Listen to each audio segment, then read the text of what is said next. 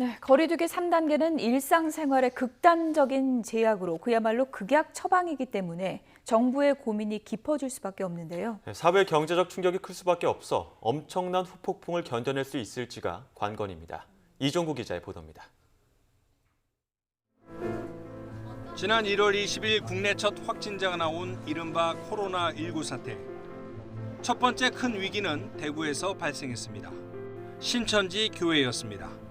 가장 많을 땐 하루에 909명이 확진됐습니다.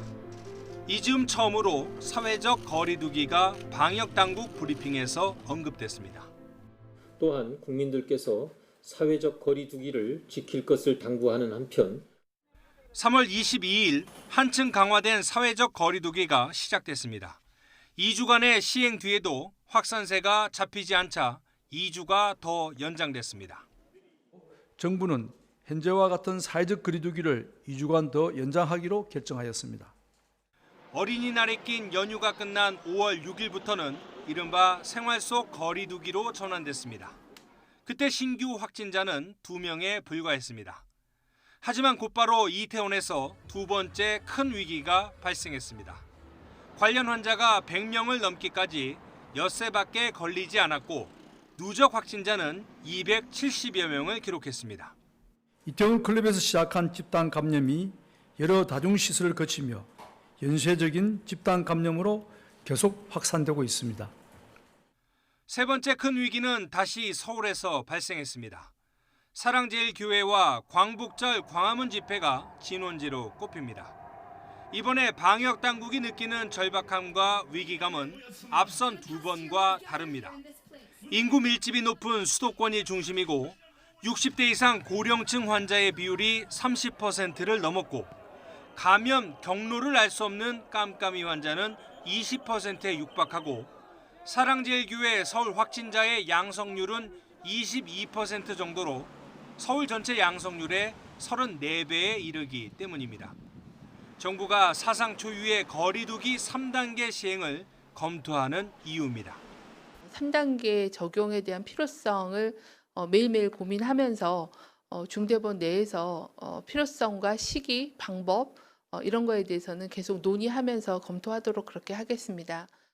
거리두기 3단계는 일상생활에 극단적인 제약을 의미합니다. 10명 이상은 모일 수 없고 식당은 밤 9시까지만 문을 열 수 있습니다. 코로나 사태 장기화로 이미 휘청거린 경제에 엄청난 타격을 줄 우려가 큽니다. 정부가 머뭇거리는 이유입니다. 확진자의 상황에 대한 계속돼서 저희가 엄정하게 지금 보고 있고 3단계 부분들에 대해서도 저희들이 지금 이제 적극적으로 검토를 하고 있다라는 그런 말씀을 드립니다. 최근 현대경제연구원이 예상한 올해 우리 경제의 성장률은 마이너스 0.5%. 거리두기 3단계가 최소 2주만 수도권에서 시행된다 하더라도 성장률이 0.3%포인트 안팎으로 내려갈 것이란 전망도 있습니다. 2주간 수도권에서만 시행된다고 봤을 때 연간 성장률 한 0.2%, 최소 0.2% 내외를 좀 위축시킬 것으로 보고 있고요. 전국에서 시행된다면 최소한 0.4%포인트 정도 예상을 하고 있고요. 감염학회는 거리두기 3단계 격상이 불가피하다고 호소했습니다.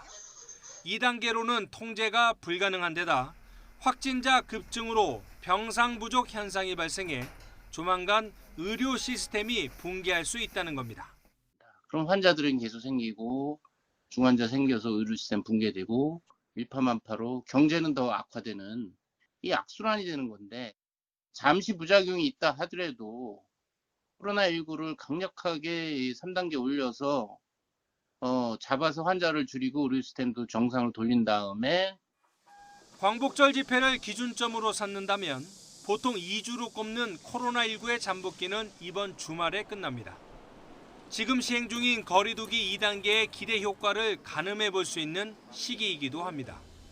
남은 며칠 사이 확진세가 멈추질 않는다면 정부는 아마도 가장 꺼내기 싫었던 카드 3단계 거리두기를 내놓을 수밖에 없을 것으로 보입니다.